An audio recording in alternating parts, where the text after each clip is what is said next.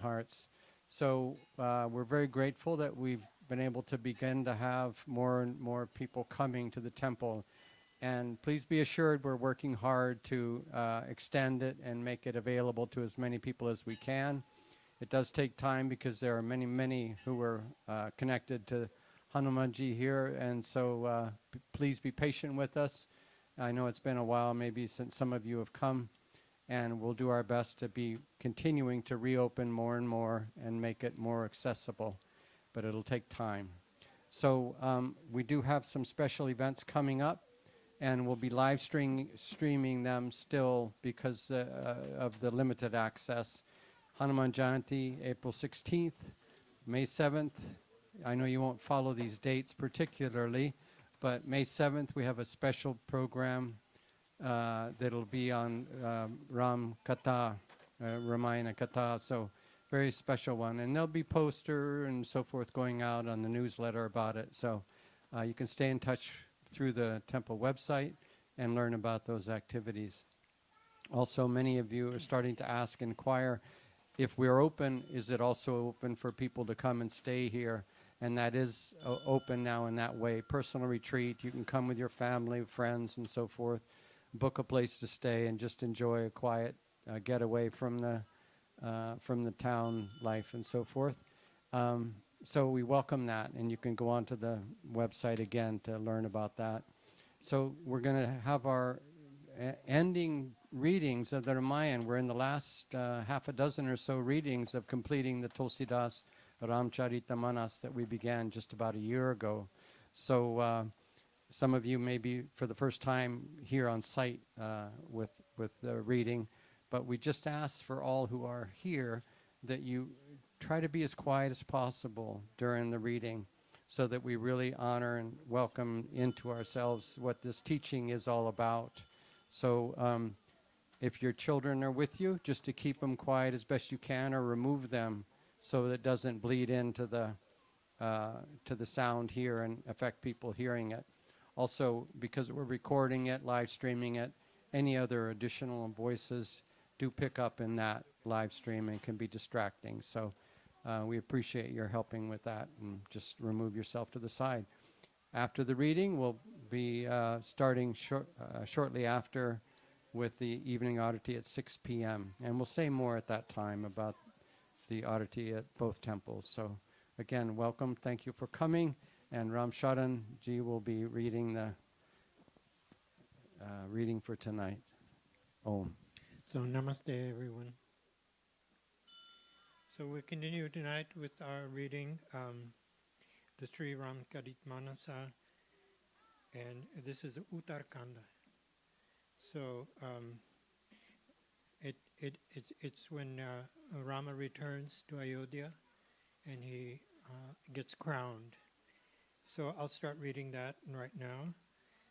It'll take a little bit, but here we are.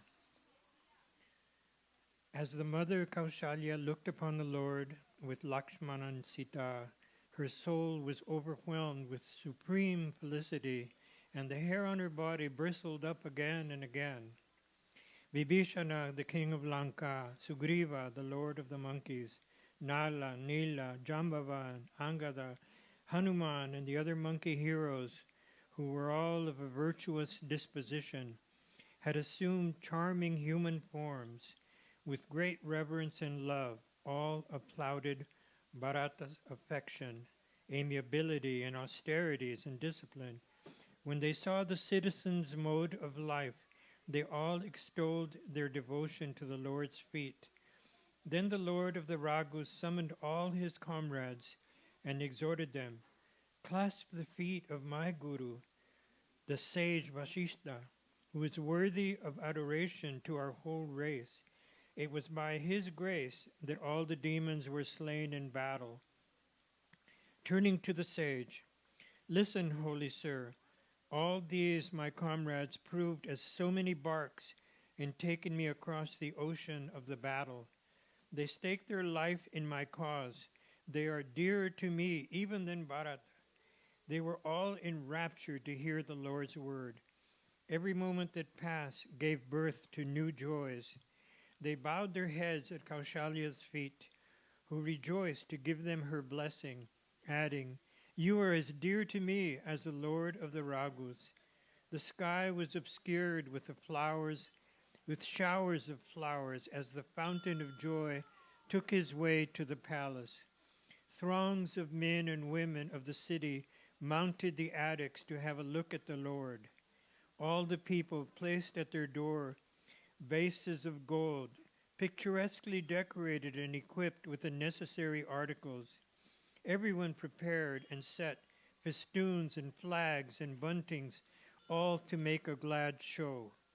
All the streets were sprinkled with perfume, scented water, and a number of mystic squares were drawn and filled in with pearls in the projections of an elephant's forehead. Every kind of festive preparation was taken in hand. The city was in fete, and a large number of kettle drums sounded all at once.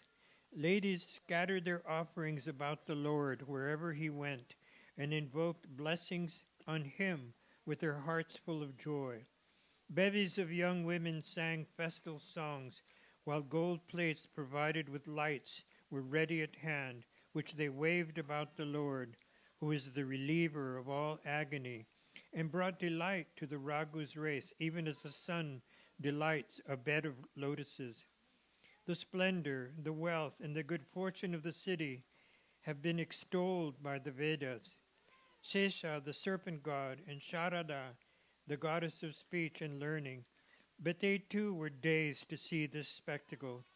Uma, continues Lord Shiva, how then can any mortal recount his virtues? The women who were like water lilies growing in the lake of Ayodhya had been withered by the sun in the form of separation from the Lord of the Raghus, blossomed again at the sight of Sri Ram, who resembled the full moon, the sun of separation having now set. Auspicious omens of every description occurred, and kettle drums sounded in the sky as the Lord proceeded to the palace after blessing the men and women of the city with his sight. Bhavani, continues Lord Shiva, the Lord came to know that Kaikeyi was ashamed and went first to her palace. After reassuring and gratifying her much, Sri Ram then moved to his own palace. When the All-Merciful entered the palace, every man and woman of the city felt gratified. The preceptor, Vasishtha, called the Brahmanas and said to them, "The day of an hour, nay, all the factors are favorable today. Therefore, all of you, Brahmanas, be pleased to order that Sri Ramachandra may occupy the royal throne." On hearing the agreeable words of the sage Vasishtha, all the Brahmanas warmly welcomed them. Many of the Brahmanas spoke in endearing terms. Sri Rama's coronation will bring delight to the whole world. Delay no more, O good sage, but apply the sacred mark on the forehead of His Majesty as a token of sovereignty. The sage therefore instructed Sumantra, who, as soon as he received the order, merrily proceeded and forthwith got ready a number of chariots and numerous horses and elephants. Dispatching messengers here and there, he sent for auspicious articles, then gladly returned to Vasishtha. He bowed his head at his feet. The city of Ayodhya was most tastefully decorated, and the gods rained down continuous shower of flowers. Sri Rama called his servants and said, "Go and first arrange a bath for my comrades." The moment they heard the command, the servants ran in all promptness and quickly bathed Sugriva and the rest. All-merciful Rama next called Bharat and disentangled his matted hair with his own hands. The gracious and almighty Lord of the Raghus, who is so fond of his devotees, now bathed all his three brothers. The blessedness of Bharat and the Lord's tenderness were both more than countless seshas could sing. Then Sri Rama disentangled his own matted hair, and after obtaining the Guru's permission, bathed himself. Having finished his ablutions, the Lord decked himself with jewels. The beauty of his person put to shame hundreds of cupids. The mothers-in-law immediately bathed Janaka's daughter with all tenderness and carefully attired her in heavenly robes with rich jewels for every part of her body. On Sri Rama's left side shone forth Rama, Lakshmi herself, a mine of beauty and goodness. The mothers were all delighted at the sight and accounted their life fully rewarded. Listen, O King of Birds, continues Kakabusundi.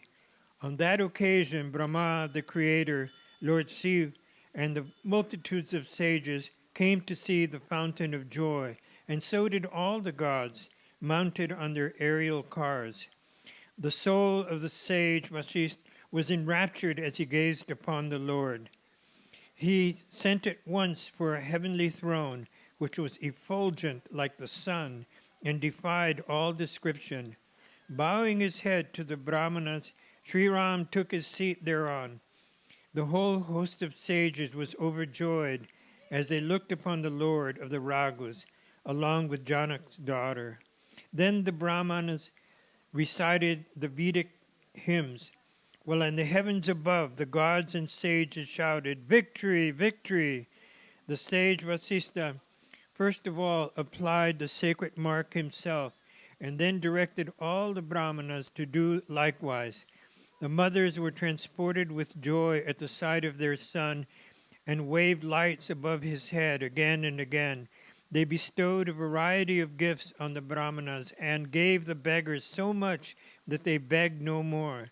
Perceiving the Lord of all three spheres, seated on the throne of Ayodhya, the gods sounded their kettle drums. A large number of kettle drums sounded in the heavens above. The Gandharvas, the Kinnaras, the celestial musicians sang, and heavenly nymphs danced to the supreme delight of the gods and sages. Bharata, Lakshmana, and Satrughna, with Vibhishana, Angada, and Hanuman, and the rest shone forth beside the Lord, each holding severally the royal umbrella, chauri, fan, bow, sword, and shield, and spear. With Lakshmi by his side, the jewel of the solar race shone forth with the beauty of a myriad cupids. His exquisite form possessing the hue of a fresh rain cloud, clad in yellow robes, enchanted the soul of the gods. A diadem, armlets, and other marvelous ornaments adorned the various parts of his body. He had lotus-like eyes and a broad chest and long arms. Blessed indeed are those who behold such a form. O King of the Birds, continues Kakabusundi, the beauty of the sight, the uniqueness of the assembly, and the delight of the occasion, each defied description. Sharada, the goddess of learning, Sesha, the thousand-headed serpent god, and the Vedas ever describe them. While their saper is known to the great Lord Shiva alone, having severally hymned the Lord's praises, the gods returned each to his own abode. Then came the Vedas in the disguise of bards into the presence of Sri Ram. The omniscient and all-merciful Lord received them with great honor, though none else could penetrate the mystery, and the bards began to recite his praises. Hail, crest, jewel of kings! Incomparable is your beauty. Though transcending Maya and her attributes, you possess innumerable divine attributes. You killed by the might of your arm, fierce, mighty, and wicked demons, like the 10-headed Ravana. Appearing in human barb, you crushed the enemies that constituted the earth's burden, and ended her terrible woes. Hail, merciful Lord, protector of the suppliant! We adore you with your spouse. Subject to your relentless Maya, deluding potency, O Hari, gods and demons, Nagas, human beings, nay, all animate and inanimate beings, wander for numberless days and nights in the path of metempsychosis, impelled by time and karma and the gunas. Those, O Lord, whom you ever regarded with compassion, have been rid of the threefold affliction. Protect us, Ram. Prompt as you are in putting an end to the toils of mundane existence, we adore you. You, intoxicated with the pride of wisdom, they who respect not devotion to you, which takes away the fear of transmigration, may climb up to a rank which even gods find it difficult to attain. Yet, O Hari, we see them fall from it.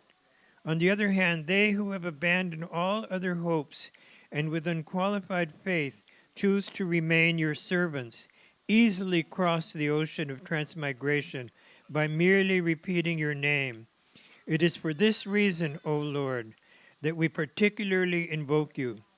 O Mukunda, bestower of liberation, O Rama, O Lord Rama, O Lord of Rama, we ever adore your lotus feet, which are worthy of adoration to Lord Shiva and the unborn Brahma, the touch of whose blessed dust redeemed Ahalya, wife of the sage Gautama, from whose nails flowed the heavenly stream, Ganga, which is reverenced even by sages and sanctifies all the three spheres, and the souls of which, while bearing the marks of a flag, thunderbolt and goad and lotus, are further adorned by the scars left by the thorns that pricked them in the course of your wanderings in the forest. We further adore you as the tree of the universe, which, as the Vedas and the Agamas declare, has the root of the unmanifest and has existed from time without beginning, which has 4 coats of bark, 6 stems, 25 boughs, and numberless leaves and abundant flowers, which bear 2 kinds of fruit, bitter and sweet, which has a solitary creeper clinging to it, which puts on ever fresh foliage and ever new flowers. Let those who meditate on Brahma, the Absolute, as unborn, the one without a second, perceptible only through intuition, and as beyond the ken of mind, preach and believe like that. We, for our part, O Lord, ever chant the glories of your visible form. O merciful and all-effulgent Lord, O mine of noble virtues, this is the boon we ask of you. May we love your feet, casting off all aberrations of thought, word, and deed. While everybody looked on, the Vedas uttered their grand prayer, and then they vanished out of sight and returned to Brahma's abode, Satyaloka. Listen, O Garuda, son of Vinata. Then came Sambhu, Lord Shiva, into the presence of Sri Ram, the heroes of the Raghas line, and with choking voice and every hair on his body standing erect, he thus made supplication. Hail to you, Rama, Rama's Sita's spouse, reliever of the afflictions of worldly existence. Protect this servant who is possessed with the fear of transmigration. O Lord, King of Ayodhya, ruler of the gods, Lord of Lakshmi, all-pervading Master, having fled to you for refuge, I implore you, pray, extend your protection to me by disposing of Ravana, who possessed as many as 10 heads and 20 arms. You rid the earth of many of severe scourge. The hosts of demons were a veritable swarm of moths that were reduced to ashes by the fierce glow of your fire-like arrows, an exceedingly beautiful jewel of the terrestrial globe. You have armed yourself with an excellent bow, arrows, and quiver. You are a radiant sun, as it were, to disperse the thick darkness prevailing in the night of pride, gross ignorance, and attachment. The hunter in the form of lust